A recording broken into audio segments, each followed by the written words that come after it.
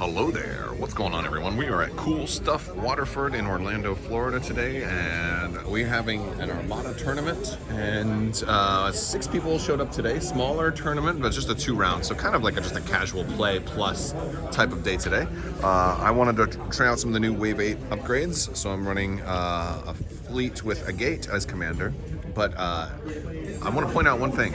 I think everybody here today thought that we were going to have lots of Wave 8 ships, so people brought counter lists or whatever.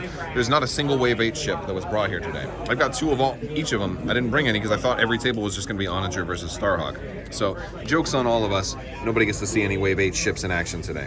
But here's what I'm running. I'm running Assault Frigate Mark IIA with a gate on the Assault Frigate as commander, Whalix Blissix, local fire control, linked turbo laser towers, and Paragon.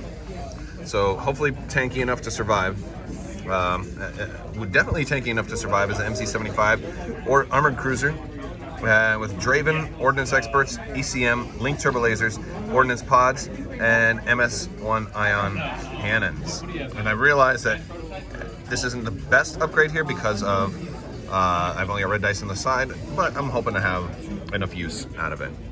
Nebulon with Vanguard, then local fire control for that, heavy fire zone and auxiliary shields team, and then a Nebulon B, another escort frigate with Lando, auxiliary shields team, redemption, and heavy fire zone. No squads. All right, so my first opponent today is gonna be Greg, who's running a Sato list. With Assault Frigate, Sato, 8R Talon, Caitkin and Sholin, redundant shields and boosted comms, CR-90 with enhanced armament, very nice. Another CR-90 with enhanced armament, okay. Hammerheads with Garel's Honor, enhanced armament and boarding troopers. And lots of squadrons. We got Sharabe, Tycho, 2 YT-2400s. We got Dutch and Wedge. So this is going to be interesting because I'm built specifically to be anti-squadron. There's a lot of squadrons here, so we might have some nastiness. All right, yeah, this can come up. We are about ready to start. We went with advanced gunnery. Greg took first player, chose that, and now he can double broadside out of his assault frigate with Sato. Now we have to. Well, I'm assuming you're going to give it to him because now we're at after deploying fleets. I'm going to make the MC-75 my objective ship. Could have gone for the the Paragon, but did not want to do that. And yeah, like these guys are going to engineer first and kind of pull their shields up to 2 on the sides, and we're going to face a whole lot of squadrons. Before we start, I'm going to take you around here and see what other people are running. You got Simoon and versus SSD over here. And what do we got here? We got Empire versus Rebels over here. Lots of squadrons. Who brought all those squadrons? I brought all the squadrons. Oh, I hope I face you next. And end of the first round, really no shooting, just kind of moving inward. I did bump this guy up to speed 3 though, so I'm going to be trying to be a little aggressive with him, which is risky. All right, end of round 2, we're starting round 3, and my objective ship here, I did take out his hammerhead, but he rammed me, and then we were bumping, and he gave me this crit that gives me an extra damage every time I overlap, and I couldn't help but overlap, so I actually end up with a lot of damage on this guy now. 1, 2, 3, 4, 5, 6 face down, but I got all my tokens back. Well, 5 face down and 1 face up. Got my tokens back now. Did some squadron damage, but really just killed the 1 ship. Took my flagship, flew around here. He now has me double arc. He's got some tough choices to make. All right, so end of this round, I did lose my MC-75, but took out another CR-90 and took out a couple of we took out Tycho. So when I activated this guy, all I did was, with advanced gunnery, I just anti-squadroned out the front, anti-squadroned out the front, then anti-squadroned a 3rd time out the front with ordnance pods. I was hitting A-wings. I burned through all of their defense tokens almost. Shara, I just had a single brace left, but I just constant 1 damage, 2 damage, 1 damage, 2 damage. It worked a little bit. Shara's she's now down to only 3 right now. Wow. Yeah, you can't kill A-wings. Okay, we're starting on the last round. He's got 1 ship left, and it's got 1 damage left, but I don't think I can reach it. So, and since he got an extra 100 points for this ship, it's gonna be really close. All right, so we came down to the last rounds. I took out like one more squadron. I didn't lose any more ships, but he had me on points really because of that gunnery team kill. I gave him an extra 100 points, so he was up by about 30 at the end. Real close game, but I took a loss. So we're gonna see what the next round shows. 2, I am playing Luke, and Luke brought a tag list with an interdictor. Very supporty interdictor with interdictor title, targeting scrambler, grab shift reroute, overload pulse, grint, and projection experts. Simoon with intel officer, shields to maximum, XX9s and gunnery team. Gazanti with suppressor, and a Vic-1 with assault concussion missiles gunnery team and quad laser turrets. No squadrons, so I don't feel like this is a positive matchup for me because I'm so anti-squadron here.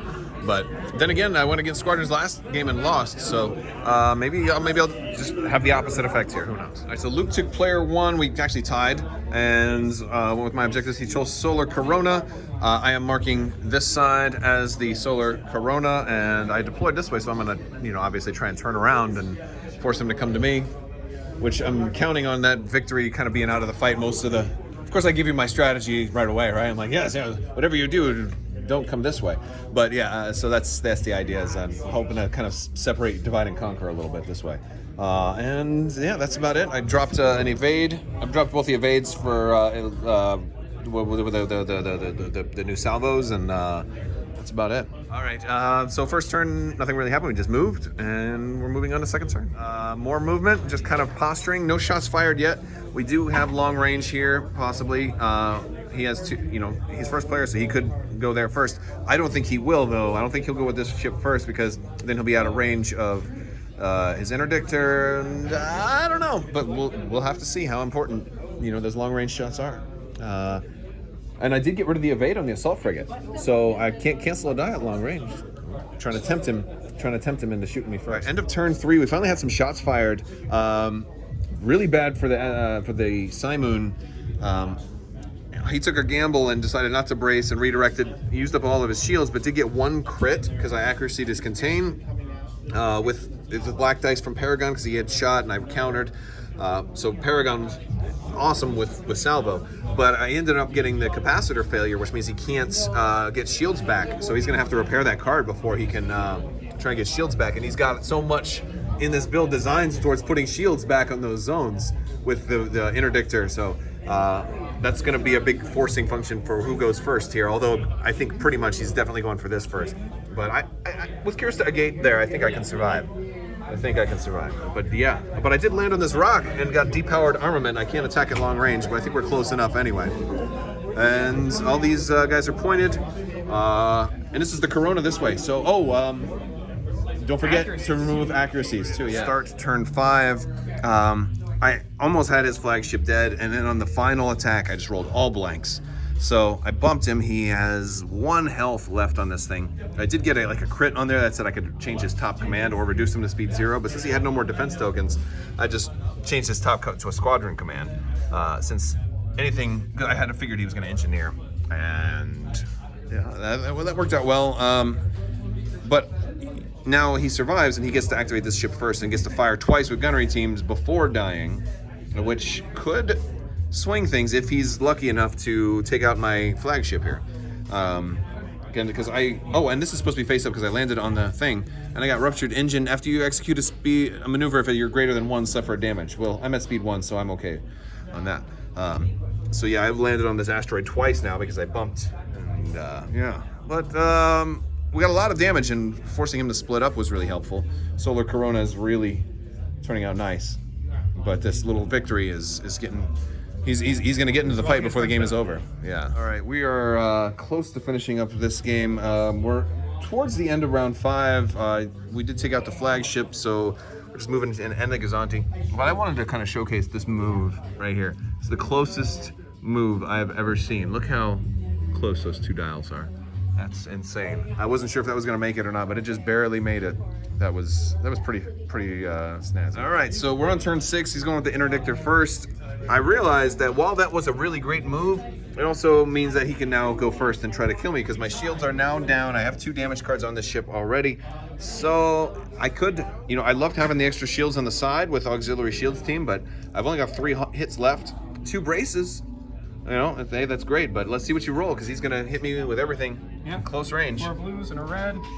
Well, 3 blues and a red. 3 blues and roll a red. those first, and then you can decide what you want to add based on the results, you know. Okay. Yeah. And throw all into accuracy. your side. Into my side. All right, 1, 2, 3, 4. Yep, and No, you need at least 1 more damage, so red is not what you want to add in this I'm case. gonna add this one. Yeah. Yeah, please be an accuracy. Accuracy goes it. away. All right, Yeah. so, well, I could still survive. So I'm going to brace that to 2. I'm still going to take the critical effect. Yep. They're both, we know he doesn't have the XX9s, right? No, it's no. you So just knock the that first out. one's face up. Let's see. It's injured crew. Choose and discard 1 of your defense tokens, then flip this card face down. I guess I can get rid of the evade. And then, so I'm up to 4 hull, still alive. Still alive. And then movement, and I don't think you can ram me because you're just speed 1. Correct. Oh, Sounds boy. about right. We'll Very find out close. if I can. All right, so that's going to conclude round 6. I did not, I did not kill the interdictor. The interdictor had like a few hull left and wasn't able to bring it down. Wasn't enough time, but I didn't lose any ships, so that was cool. But he didn't get tabled either. So I think it was like 164 to 0. So a moderate little victory. But I think the big thing here was it's like splitting up the fleet. I think that was really helpful. I'm really liking the way that salvo works. One of the things that I noticed, like with having 2 Nebulons, one with salvo because of the Vanguard giving it the weapons team, and then one without salvo, I was noticing, well, they were always going for the one without salvo. So like if there's a ship you want them to shoot, make sure that's like maybe the only ship in your fleet that doesn't have salvo. Like that's kind of a cool way to guarantee stuff. MVP of this game, I think, was Paragon, because Paragon with salvo, like I put it right in their face, like said, like you got to shoot my flagship. It's right here. Big value added. Lots of extra black dice came out of Paragon that game. Obviously, I couldn't add the black dice to the salvo attack, but when I had 2 shots, especially on the same ship, that Simoon came right up close to Paragon a lot. So I was getting double arc on him with the black die on both attacks, so that was huge. But fun game, and the obstacles made it really interesting too.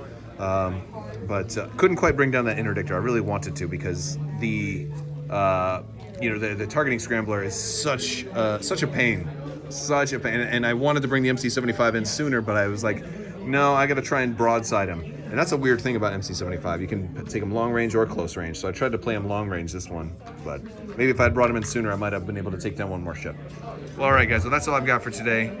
Surprised there were no Wave 8 ships at today's small tournament, but maybe next time. All right, thanks so much for watching, and as always, have a great day.